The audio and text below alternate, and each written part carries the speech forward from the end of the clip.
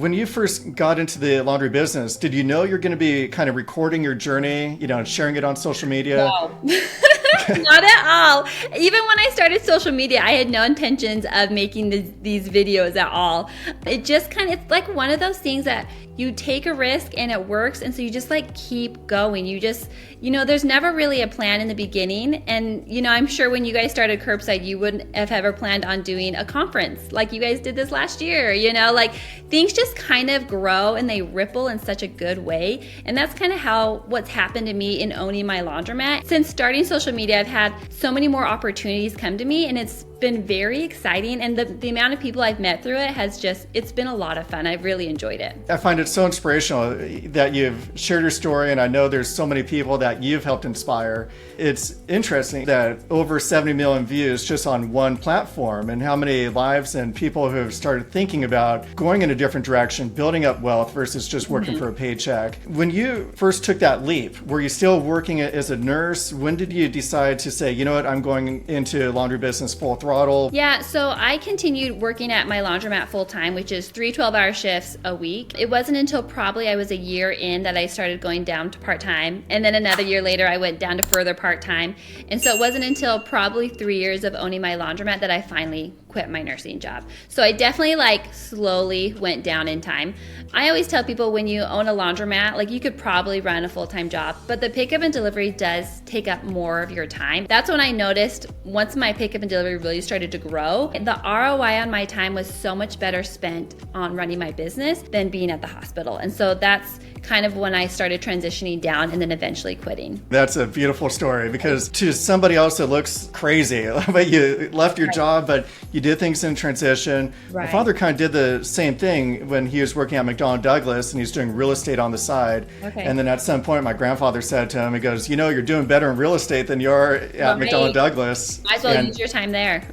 Yeah, so then he made that jump to full time. That also is very telling that your time was more valuable running your business because of pickup and delivery. The opportunity to expand and grow, and I see your numbers just basically doubled the second year and went up by another big 50% the following year. Because like I said earlier, having my laundromat, I knew I could capitalize on it so much better, because when you own a laundromat, your customers are really in just that 3-mile radius of where your laundromat is. But when you have pickup and delivery, your radius is the entire city. There's no cap to the amount of customers you could have. It's just a matter of getting them, right? Working to get them. But I liked being in more control of deciding how much money I could be making, of having more control of that versus being at the mercy of my employer. Doing pickup and delivery is an amazing way of growing your business by going out to get it versus waiting for your customers to come in and use your machines. As far as finding the right team, you just recently went on vacation, you're away for a number of days, and so you must have a strong team in place to be able to. I do, but it's taken me a while to get there.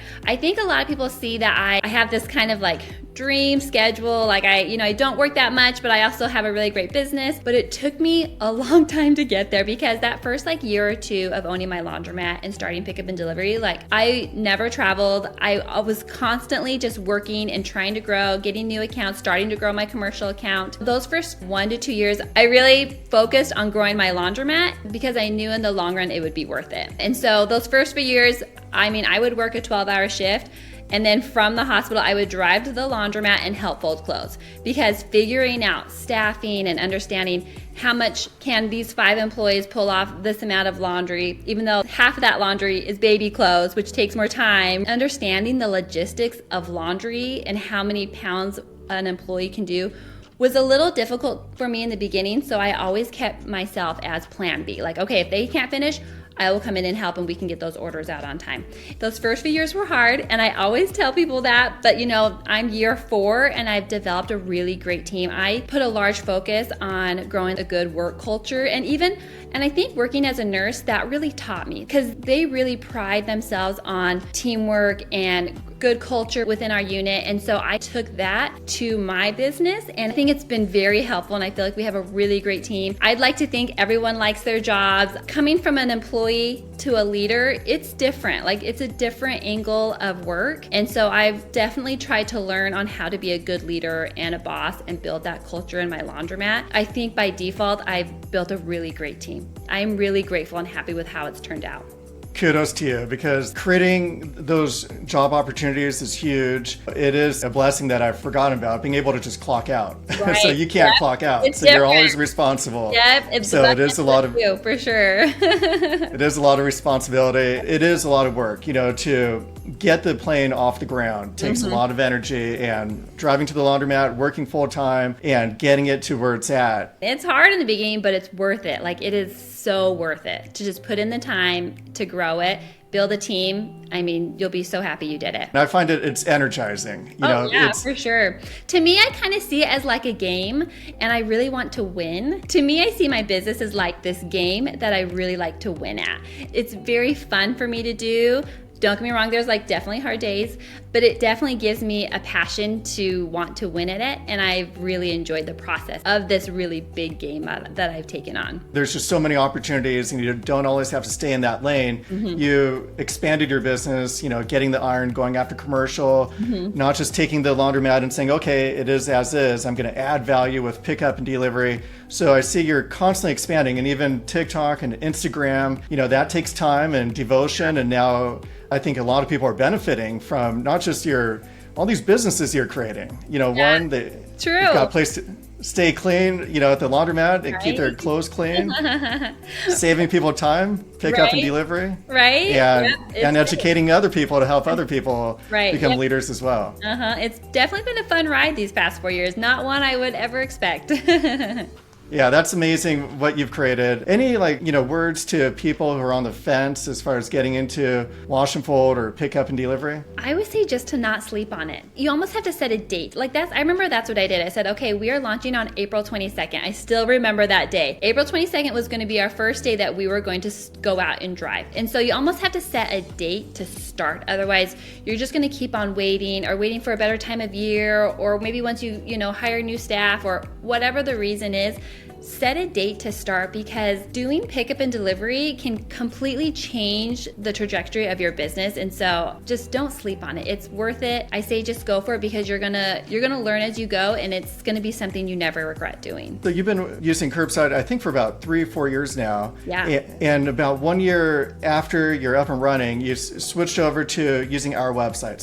So you're using your own, and then you went with ours. Yeah, because once I signed up with you guys, I just wanted to design my own website. I wanted to make it cute, and I just had these ideas. I remember talking to Ken, telling him I think I want to do my website, and then we would just attach your software right to the back end of it.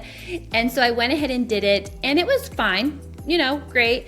But not long ago, I was like, well, the more I started to learn about SEO, things that I knew nothing about, I thought, okay, maybe having a specific website a certain way with certain keywords can make a big difference in growing. And so that's when I reached out and had you guys redo my website. And when I went through the website with Barb, I just learned of all the things I had been missing on my website. She knew so much, and kind of had great recommendations of doing all these things that I could get more traffic and I could rank higher on Google using these certain things to my website. And so I really do wish I would have just done my website with you guys in the beginning. I could have probably have way more accounts now because of that year that I had missed. But I'm just glad that I did it, because I saw firsthand the detail that you guys went into when building a good website. And we're constantly learning. We just learned about some new industries that we could go after. We tested it over at Supersuds, and about 2 weeks later, we got an inquiry. One thing I did notice when I was working with Barb on my website is I saw something very similar on how you guys build your website, as well as how you guys built the software, very detail oriented. And I definitely saw that parallel, and it kind of made sense. I was like, oh, this makes sense why the software is so great, because you guys pay attention to the details in everything, not just the software, but in the website as well. New client has just signed up with us. They're using another software somewhere else, and they have every feature you could imagine. Yeah. It's like a 10-year dream list. Yeah. However, he goes, everything is about 80% done. When you're dealing with a consumer product, it has to be 100% done. It has to just work. On the commercial side, you're doing strong on the commercial. I transitioned majority of my business from residential to commercial. It was very seamless. It felt like there was really no difference. It was just an easy transition to take on those commercial accounts. It was very seamless going from A to B. Nice. And just want to thank you for choosing Curbside, and then also thank you. An amazing journey. You're inspiration to so many people. It's very exciting that you're sharing your story with other people and also teaching them how to get into the business. That is a real mitzvah. It's like a real good deed. And it's been fun. I appreciate it. Well, thank you for being on the podcast, and looking forward to hearing your continued success. Okay, cool. Thank you. Make sure to click like and subscribe because we have some exciting new content coming your way, such as the AI call center, such as new technology in detergent that's going to work better and save you money. And if you're interested in learning more about the Curbside Laundry's wash and fold and pickup and delivery solution, the same one that helped out the Laundry Girl, go to curbsidelaundries.com.